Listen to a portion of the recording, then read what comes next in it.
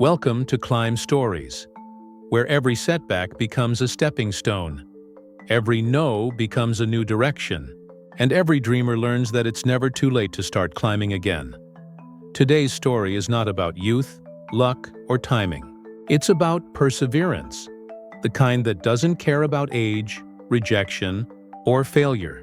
It's about a man who faced over 1,000 rejections, who slept in his car with nothing but a dream and a secret recipe, and who built one of the most recognizable brands in the world, Kentucky Fried Chicken. This is the story of Colonel Harland Sanders, the man who proved that success doesn't have an expiry date and that the climb never ends, no matter how steep it gets. So, sit back as we dive into one of the most inspiring late-life success stories of all time. KFC, Colonel Sanders. Late-life success after 1,009 rejections. Harland David Sanders was born on September 9, 1890, in Henryville, Indiana. His early life was far from easy. When he was just 6 years old, his father died, leaving his mother to care for 3 children. While other children played outside, Harland was in the kitchen, cooking meals for his younger siblings while his mother worked long hours. Those early days taught him responsibility, discipline, and the value of hard work.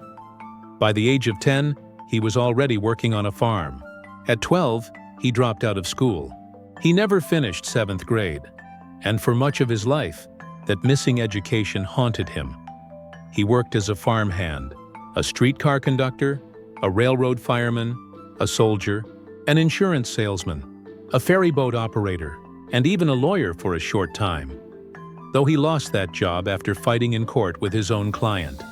Nothing seemed to stick.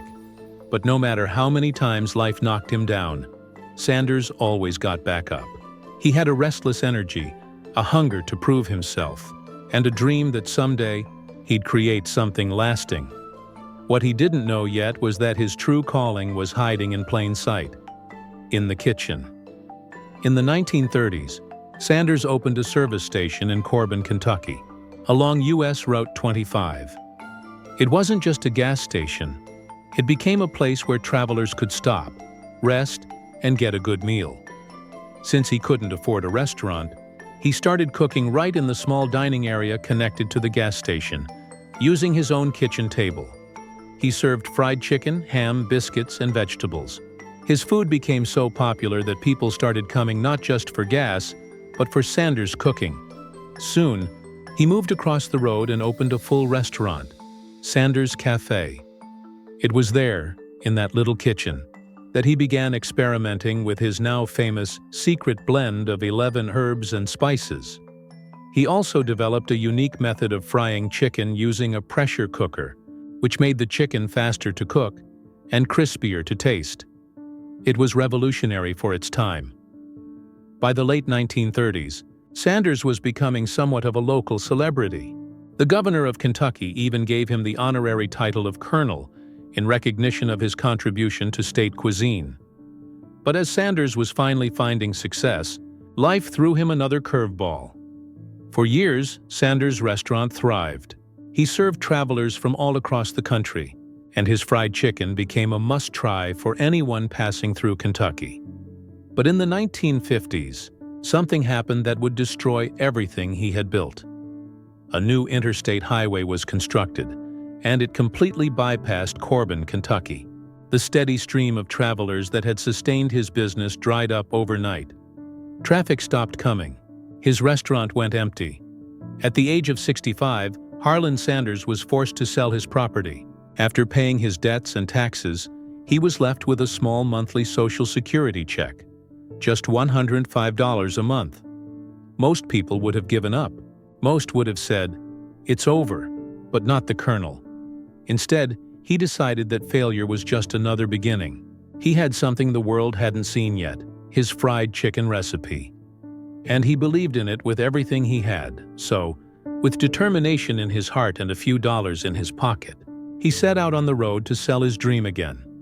Picture this: a 65-year-old man driving across America in his battered old car, sleeping in the back seat, carrying a few cooking supplies and bags of seasoning. That was Colonel Sanders. He went from restaurant to restaurant, offering to cook his chicken recipe for owners. If they liked it, he asked for a small percentage of each piece of chicken sold. It wasn't money he wanted. It was partnership, a chance to share his recipe with the world. But rejection followed him everywhere. One restaurant owner after another said no. They laughed at him. Some refused to even taste his food. But Sanders didn't quit. He believed that somewhere out there, someone would say yes, and he kept count. 1,009 times, he was rejected. 9 times, people told him his idea wouldn't work, that he was too old, that no one would buy franchise fried chicken. But on the 1,010th attempt, something changed. A small restaurant owner finally agreed to give it a try. And just like that, the dream began to take flight. With one yes, the spark ignited. Soon, word spread. People loved the flavor, the crispiness, the tenderness. It wasn't like any fried chicken they'd ever tasted. By 1964, at the age of 73, Colonel Sanders had over 600 KFC franchises operating across the United States and Canada. His famous image, the white suit, the black string tie, the neatly trimmed goatee, became a symbol of Southern hospitality and quality. That same year, he sold his company for $2 million, while keeping control of operations in Canada and maintaining his role as the brand's ambassador. He could have retired then, but he didn't. Colonel Sanders continued traveling, visiting new franchise openings, shaking hands with employees, and personally tasting the chicken to ensure it met his standards. He wasn't chasing money anymore. He was chasing legacy. Behind the smiling face on the KFC logo was a man who had known decades of struggle, heartbreak, and loss. Colonel Sanders wasn't just a businessman. He was a symbol of persistence. He once said, "I made a resolve that I was going to amount to something if I could, and no hours, nor amount of labor, nor amount of money would deter me from giving the best that there was in me." He wasn't an overnight success. His overnight took 65 years. Every failure he faced, every rejection, every closed door, was part of his preparation. He wasn't afraid of being old, starting over, or being laughed at, because he knew that age is not a limit, it's a lesson. Colonel Sanders' climb holds timeless lessons for anyone chasing a dream. It's never too late to start.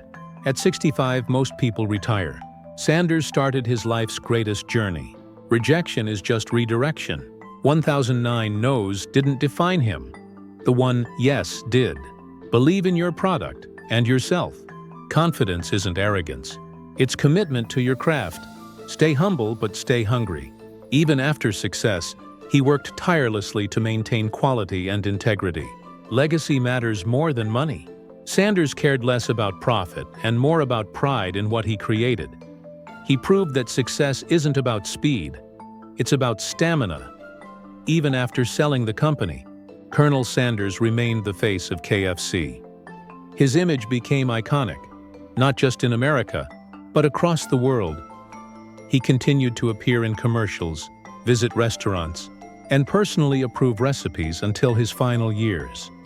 In 1980, at the age of 90, Colonel Harland Sanders passed away. But by then, his dream had spread across continents. Today, KFC operates in over 150 countries, serving millions every day. The Colonel's face still smiles from every bucket, a symbol of perseverance and passion. His legacy isn't just about fried chicken.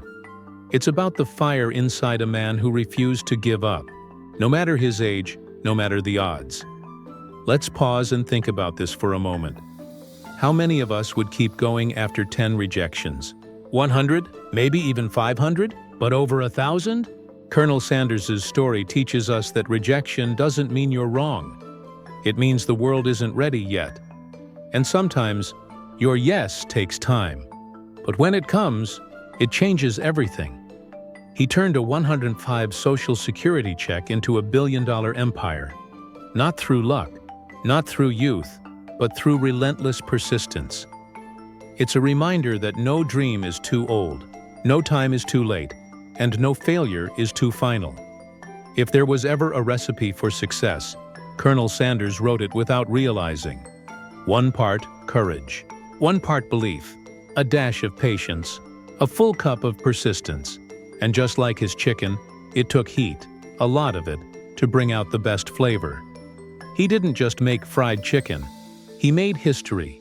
And even now, decades after his passing, his story continues to inspire entrepreneurs, dreamers, and anyone who's ever been told, "You can't." Because he proved, you can.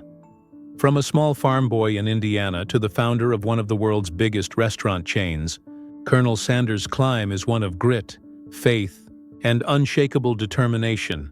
He lost everything more than once. He faced rejection more times than most of us can imagine, but he never let failure define him. And maybe that's the secret.